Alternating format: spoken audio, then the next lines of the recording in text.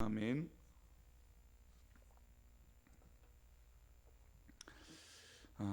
과학자들이 실험실에서 반복을 하는 이유는 뭘까요? 아무래도 그 과학의 실험이 잘 풀리지 않기 때문입니다. 문제를 해결할 길을 찾지 못했기 때문에 실험실에서 계속 반복적으로 그 일들을 해 나갑니다. 그래서 과학자들이 하는 것이 사실은 어떤 이 원리나 과정이 정해지면 이걸 계속해서 수도 없이 반복해서 그것을 이루어지는지, 결과를 어떻게 얻는지 과정을 이루며 계속해서 실험을 하게 됩니다. 근데 이제 어떤 문제점, 그러니까 왜 안 될까라고 하는 이유만 찾으면 사실 그 실험은 금방 끝날 수도 있습니다. 그러나 그 이유를 찾지 못하면 밤을 새든 며칠 밤을 시험해도 그 문제가 해결되지 않는 것이죠. 시험의 문제를 풀 때도 마찬가지입니다. 사실은 답을 보면 맞아, 이렇게 쉬운 문제인데 라고 하지만 해설집이나 답안지를 보면 금방 이해할 수 있지만 그 해설집이나 아니면 답안지를 보지 않으면 이게 도대체 왜 이것이 이럴까라고 하는 이 과정, 또 이유, 또 왜 이 문제가, 이 답이 왜 이럴까에 대해서 이해하지 못하고 못 풀게 되는 것입니다. 시험 문제를 풀 때도 이 과정과 원인, 이래서 이 원리가 있었구나, 그래서 이 원리 때문에 이 답이 있구나라고 하면 쉽게 문제가 풀려집니다. 가끔 이제 어떤 것을 조립할 때 보면 대충 이것은 이렇게 되겠구나라고 알게 됩니다. 근데 막상 그렇게 하다 보면 부품이 남을 때가 있어요. 부품이 남았다는 건 설명서대로 그것을 만들지 않았다는 것입니다. 물론 때로는 그 여분의 이 재료들을 이 부품으로 보내줄 때도 있지만 대부분은 그 물건을 만들 때 딱 맞게 물건을 보내주게 됩니다. 그러면 조립을 하다 보면 설명서를 보고 이 물건이 왜 빠졌는지, 왜 있는지 보면서 하면 되지만 사람들은 이거 그거야, 마치 내가 모든 걸 알고 있는 것처럼 만들다가 이것이 빠져있네, 또 만들고 나서는 뭔가 문제가 발생되는 것을 볼 수 있습니다. 우리 교회에서 잘 알고 있는 그 지하 식당에 있는 가운데 있는 수전, 즉 이 물이 나오는 수전이 원래 물이 뚝뚝뚝 떨어졌습니다. 이제 교회가 이전할 날이 얼마 남지 않아서 사실은 고칠까 말까 하다가 그래도 계속 물이 많이 떨어지고 있어서 수전도 비싸지 않아서 수전을 갈기로 했습니다. 저는 수전을 이렇게 많이 갈아봤습니다. 근데 몇 번을 했는데 자꾸 물이 떨어지는 것이죠. 그래서 이게 원인이 이 다른 데 있는 거 아닌가? 이게 이 물 나오는 이 곳에서 너무 오래돼서 물이 새는 거 아닌가? 이런 이 결론을 갖게 되었습니다. 그런데 이 수도꼭지 사온, 이 수전 사온 박스를 봤더니 부품이 한 가지가 빠져 있었던 것이죠. 뭐가 빠졌으면 고무 바킹, 고무 동그란 이 엽전같이 생긴 고무를 놓치고 있었던 것이죠. 만약에 제가 설명서를 보고 이 과정대로 이것을 조립했다면 아마 다시 풀었다 조였다를 하지 않았을 것입니다. 근데 저는 제가 알고 있다라고 하는 이 생각 때문에 그것을 조립하다가 계속해서 물이 떨어지고 새 것을 샀는데도 똑같은 문제가 발생됐던 것이죠. 즉 원인을 알고 과정 가운데 이 이유를 알게 되면 이 문제를 오히려 더 쉽게 해결할 수 있는데 사람들은 고집을 피우고 또 내 마음대로 판단해서 이 문제를 쉽게 해결하지 못할 때가 더 많다라는 것입니다. 원인을 알면 상황은 생각보다 쉽습니다. 쉽게 끝날 일인데 원인을 알지 못해서 고생하는 것이죠. 우리가 살펴보고 있는 욥은 자신에게 일어난 이 엄청난 일의 원인이 무엇인지 알고 싶었습니다. 그것을 탐색하고 탐구하고 있는 과정 가운데 있는 것이죠. 물론 욥의 친구들은 욥에게 뭐라고 얘기합니까? 너 죄 때문이야, 죄가 문제라고 말하지만 욥은 스스로 당사자이잖아요. 그렇죠? 아내가 자기를 떠나고 자식들이 죽고 또 이 모든 재산들이 없어지는 이 상황이 나의 죄 때문에 어떤 그런 이유가 원인이 아니다. 차라리 욥 스스로가 내가 큰 죄가 나에게 이유였다면 내가 죄 짓는 것들이 있었다는 것을 알았더라면 차라리 이 문제는 더 쉬운 문제였을 것이에요. 그런데 욥이 자신의 삶을 들어봤을 때 이 결과를 얻을 만큼 죄를 지었느냐? 그렇지 않았다는 것처럼 알고 있었던 거죠. 왜냐하면 본인이 당사자이기 때문이죠. 만약에 죄가 문제였다면 빨리 인정하고 돌이켰으면 더 쉬운 문제였을 것입니다. 그러나 우리가 알다시피 욥은 큰 죄인이나 악인이 아닌 것, 이것 때문에 이 상황이 오히려 더 복잡한 것이죠. 어제 우리가 나눴던 29장에서 욥은 스스로 과거의 일들을 회상합니다. 내가 예전엔 그랬지. 내가 과거에 이렇게 찬란하고 어려운 사람들을 도와주고 그때는 내가 이런 일들을 했지. 맞아, 은혜를 받았던 그때가 있었어 라고 했던 과거를 회상을 하며 돌아보았습니다. 과거에 찬란했던 이 기억을 조금이라도 지금의 고통을 잊어버리려고 했습니다. 그런데 과거의 기억들을 떠올린다고 하더라도 지금의 이 고통을 해결할 수 있을까요? 물론 그때마저 내가 하나님 앞에 붙들림 받았어. 그 문제의 해결 방법을 지금 하나님 앞에 어떻게든 있으려고 한다면 그것은 좋은 해결 방법이지만 그저 그냥 그때는 이라고 하는 이 한계, 이 과거의 모습만 기억하면 지금의 이 고통을 해결할 수는 없습니다. 그래서 욥은 30장에 와서 차가운 현실, 지금 내 현실을 직면합니다. 과거의 아름답고 나의 찬란했던 영광을 어떤 그런 기억들을 내려놓고 이제 다시 현실로 돌아오는 상황입니다. 그래서 과거에 빗대었던 이 원인, 그것이 무엇일까라고 하는 이 상황, 내가 지금 어떻게 될까라고 하는 이 상황을 해결하려고 하는 모습이 바로 30장입니다. 30장은 그래서 29장에는 그때에는 이라고 시작했던 말들이 많았다면 30장에는 이제는 이라고 하는 단어들이 등장합니다. 그러니까 과거에 그때는 내가 그렇게 살았는데 이제는 상황이 전혀 다른 상황이에요. 근데 이 전혀 다른 상황 가운데 어떻게 하나님 앞에 바로 설 수 있을까라고 하는 것이죠. 먼저 1절에 이렇게 고백합니다. 우리 1절 말씀을 읽어보겠습니다. 그러나 이제는 나보다 젊은 자들이 나를 비웃는구나. 그들의 아비들은 내가 보기에 내 양떼를 지키는 개 중에도 둘 만하지 못한 자들이니라. 사실 좀 우리 연세가 있으신 분들이 이런 말씀을 하시죠. 야, 내가 그때는 내가 정말 그랬는데 아이고 이제는 내가 나이도 들고 아무것도 못해. 이런 이야기들을 합니다. 말씀들을 종종 하시죠. 게다가 지금 욥은 사람들이 비방한다는 것을 알고 있었습니다. 욥은 그래서 혼자 탄식하는 것이죠. 나에게 그렇게 도움을 받았던 사람들이 이제는 나를 비방하는 것이구나. 과거에는 그렇게 나를 좋아하고 그렇게 찬란하게 박수 쳐줬던 사람이 이제는 나를 비방하고 조롱하고 있구나. 이 현실을 느낌이 얼마나 마음이 아프고 괴로울까요? 그래서 지금 이 상황에 자신이 놀림거리가 되고 있다는 말을 합니다. 우리 9절인데요. 9절 말씀 있습니다. 이제는 그들이 나를 노래로 조롱하며 내가 그들의 놀림거리가 되었으며, 이제는 그들이 나를 노래로 조롱한다는 거죠. 그리고 놀림거리가 되었다는 것을 알게 되었습니다. 모든 것을 다 잃고 질그릇을 내 몸을 긁고 있는 이 상황, 욥의 주변의 사람들을 자기를 조롱하고 노래를 부르면서 괴롭히고 있습니다. 그런데 가만 보면 그들은 어떤 사람들입니까? 누구에게 도움을 받았던 사람들입니까? 욥에게 도움을 받았던 사람들입니다. 욥에게 도움을 요청했던 그 사람들이 이제는 욥이 망하고 어려우니까 이제는 놀리고 조롱하고 괴롭히고 있는 것이죠. 그렇다면 우리의 문제 해결과 정말 어떤 이런 이 과정의 해결 방법은 사람에게 있을까요? 사실 우리가 사람에게 기대를 합니다. 저 사람이 나에게 어떤 문제를 해결해 줄 거야. 저 사람이 나에게 모든 걸 해결해 줄 거야. 죄송하지만 좋을 때는 다 괜찮은 것 같아요. 그러나 안 좋고 어려우면 언제 그랬느냐? 사람은 그렇게 변덕스럽게 되는 것이죠. 왜냐하면 각자의 상황과 판단들이 다 다르기 때문이에요.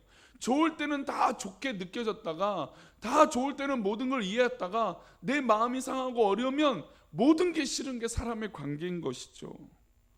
심지어 이 사람들은 욥에게 도움을 받고 욥과 함께 했던 사람들이에요. 그런데 이제는 욥을 조롱하고 노래로 막 비난하고 이러고 있습니다.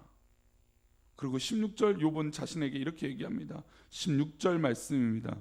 이제는 내 생명이 내 속에서 녹으니 환난 날이 나를 사로잡음이라. 이제 자신의 생명이 점점 잃어버리고 있구나. 이제는 이라고 하면서 자신의 과거가 아무것도 부질없구나라고 하는 생각을 하게 되었습니다. 그리고 답은 무엇입니까? 사람은 답이 아니라는 것입니다. 저도 어떤 일이 벌어질 때 사람에게 도움을 요청합니다. 물론 어떤 방법적인 것들을 깨닫기 위해서 도움을 구하죠. 사람들에게 요청을 합니다. 맞습니다. 그러나 가장 근본적인 원인과 문제 해결은 사람에게 있지 않다는 것이죠. 아마 욥은 기대했을지도 모릅니다. 저 사람들이 내가 어렸을 때 도와줬으니까 이제 내가 어려우니까 도와주지 않을까? 그런데 그 마음을 알아줄 리가 없습니다. 도와주려고 했지만 기대한 대로 도와주지 않았습니다. 욥이 좋았을 때는 욥의 땅을 밟고 지나가지 않은 사람이 없었고 욥의 논에서 소작하지 않은 사람이 없을 정도로 엄청난 부자였던 사람이었습니다.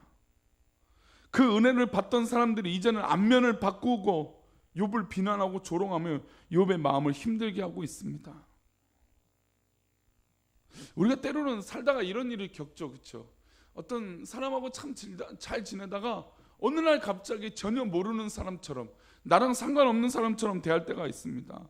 그러면 그것을 당하는 그런 입장에서 정말 마음이 너무너무 아프죠.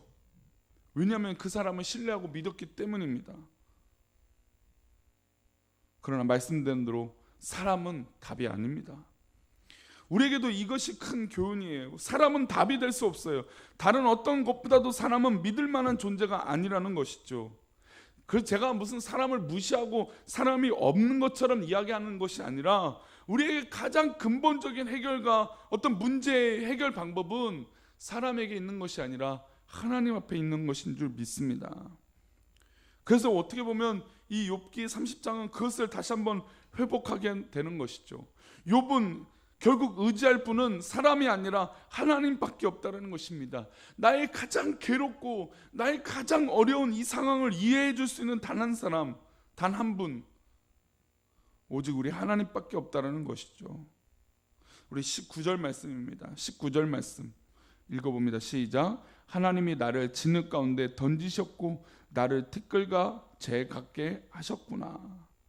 지금 이 모든 가정 가운데 누가 하셨다고요? 하나님이 하셨다는 거죠. 욥은 지금 당하고 있는 이 고통을 주시는 분이 하나님이라고 하는 사실을 다시 확인했습니다. 내가 지금 이 겪고 있는 것이 하나님의 계획 가운데 있는 것이구나. 내가 꼭 죄를 지어서 이 상황이 있는 것이 아니라 하나님 계획 가운데, 하나님 뜻 가운데 이 상황이 있는 것이구나. 하나님께서 나를 이렇게 만드셨지만 결국 이 결과도 누가 책임져 주실 것입니까? 하나님이 책임져 주실 것이구나 라는 것을 고백하고 있는 것입니다. 하나님이 나를 진흙 가운데 던지셨으니까 건져주실 분도 누구일까요? 하나님이 일하는 것이죠.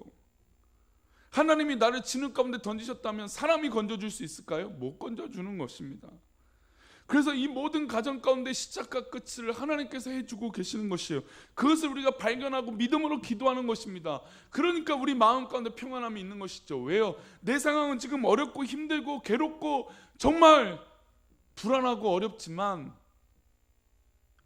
그러나 결국 이것을 시작하게 하신 하나님께서 이것의 결론도 내어주실 것이기 때문입니다. 그래서 21절 욥은 기대합니다. 21절입니다. 주께서 돌이켜 내게 잔혹하게 하시고 힘 있는 손으로 나를 대적하시니라. 주께서 나에게 잔혹하게 하셨고 하나님의 힘으로 나를 대적했어요. 그러니 해결할 방법이 없습니다. 그런데 23절, 우리 23절 보겠습니다. 내가 아나이다. 주께서 나를 죽게 하사 모든 생물을 위하여 정한 집으로 돌려보내시리라. 심지어 욥은 죽는 이 상황 가운데도 모든 정한 집이 있다라는 것입니다. 하나님의 정한 뜻이 있다라는 것이죠. 생명의 주관자는 하나님이시라고 하는 고백입니다. 사람이 나에게 이렇게 하는 것이 아니고 하나님께서 하신 것이 분명하다. 그러니 답도 나오는 것이죠. 정하실 그 집으로 돌려보내게 하실, 그것이 어떤 정한 집인지 모르지만 하나님께서 정한 집이라는 것입니다. 가끔 우리 인생을 살다 보면 너무 딱한 사람을 만날 때가 있어요. 어떻게 저런 일이 저렇게 저 사람에게 일어날까? 아니 왜 저 사람에게만 저런 일이 일어날까? 물론 나에게도 그런 일이 일어나기도 하겠지만 다른 사람에게도 그런 일이 일어날 때도 있습니다. 사람에게 기댈 곳조차 없는 너무나 어렵고 외로운 사람들이 많죠. 그럴 때 우리는 이해할 수 없습니다. 어떻게 이해할 수 있겠습니까? 저는 단순히 하나님의 계획이니까, 하나님의 뜻이니까 그냥 다 이해하고 다 그냥 믿음으로 승리하십시오. 근데 그게 그렇게 쉽습니까? 내가 당하는 입장에서는 그게 쉬운 게 아니에요. 어려운 일이에요. 근데 욥의 이 과정이 필요한 것이죠. 고민을 하는 겁니다. 하나님 왜 이런 일이 있을까요? 욥은 지금 친구들과 대화 가운데 점점점 더 하나님의 뜻을 알게 되어 가고 있습니다. 물론 인간적인 연약함도 드러나요. 그러나 하나님 결국은 그 욥을 회복시켜 주시지 않습니까? 욥은 계속해서 질문해요. 하나님께서 이 일을 하셨습니다. 나를 이렇게 하나님 뜻 가운데 인도하셨습니다. 라고 묻는 것이죠. 그런데 이 과정이 필요하다는 것입니다. 이 과정이 필요하니까 더욱더 누구한테 붙들림 받을까요? 하나님께 붙들림 받는 것이죠. 지금 나에게 고난이 있고 어려움이 있다면 오히려 이 과정 가운데 하나님 앞에 더 붙들림 받는 귀한 과정인 줄 믿습니다. 물론 이 목사가 너무 쉽게 말하는 이런 표현 같지만, 그러나 성도님들이 만약에 이 말씀을 듣고 이 모든 과정 가운데 하나님이 인도하신다 하는 것을 믿고 깨닫고 기도하시는 것이라면 결국 그 어려움이 우리 성도님들을 집어삼키지 못하게 될 줄 믿습니다. 이기게 될 줄 믿습니다. 결국 하나님의 정하신 집으로, 하나님 계획하신 대로 내 모든 생사화복을 우리 하나님 주관하여 주셔서 하나님 뜻대로 인도하여 주실 줄 믿습니다. 비록 지금 나아지는 거 하나 없고 지금 내가 일어난 일 가운데 조금 더 희망적인 것이 없을지라도 하나님께서 이 모든 과정 가운데 함께하고 계신다면 결국 답도 하나님이 제시해 주실 것입니다. 그 답이 정해져 있다면, 하나님 뜻 가운데 인도함을 받는 것이라면 우리 기쁨으로 한번 기대하며 기도해 봅시다. 하나님, 나에게 답이 무엇입니까? 나에게 지금 일어난 이 일 과정 가운데 하나님께서 원하시는 이 계획은 무엇입니까? 라고 물으시면서 믿음의 성장을 이루시는 우리 귀한 성도님 되시기를 축복합니다. 우리도 이런 믿음이 있어야 돼요. 사람들은 문제의 원인을 사람들에게 찾지만 우리는 하나님께로부터 찾아야 돼요. 자기 마음대로 원인을 찾고 분석하지만 무슨 일만 있으면 아니야 내가 생각해보니까 그게 맞아. 에이, 이전에 내가 들었는데 그래요. 그것도 맞아요. 좋은 경험이에요. 그러나 좋은 일 있으면 그게 늘 그렇게 돼요. 근데 어려움만 있으면 내 마음이 다 무너지고 어렵고 부정적이고 힘들고, 그것은 믿음으로 바람직한 모습이 아니죠. 좋은 일이든 안 좋은 일이든 기쁜 일이든 슬픈 일이든 춤을 출 좋은 일이든 아니면 낙심할 만한 일이든 이 모든 것들이 하나님 뜻 가운데 있는 것을 믿고 하나님의 계획을 믿는다면 우리의 모든 주어진 것이 하나님의 것임을 깨닫기를 축복합니다. 나에게 주어진 모든 복의 근원은 하나님으로부터 시작된 것인 줄 믿습니다. 제가 왜 복으로 말씀드리냐? 안 되는 것도 잘 되는 것도 다 복이에요. 왜요? 하나님의 계획 가운데 있기 때문이에요. 그러면 결론이 나아질 그 답이 딱 드러날 그 상황은 바로 하나님의 계획이 있고 하나님께서 기다려 주시기 때문인 줄 믿습니다. 사랑하는 성도님들, 우리의 이 길 끝에 우리 하나님 기다리고 계시는 줄 믿습니다. 그러니 하나님 품으로 달려가 봅시다. 하나님 계획 가운데 달려가면 하나님 품 안에서 그 모든 문제들과 모든 이 어려웠던 꼬였던 문제들이 다 풀리게 될 줄 믿습니다. 오늘 하루도 사시면서 이런 꼬여있던 실타래들이 하나하나 다 풀려지는 놀라운 하나님 뜻 가운데 있는 우리 사랑하는 성도님들 되시기를 축원합니다. 기도하겠습니다. 하나님,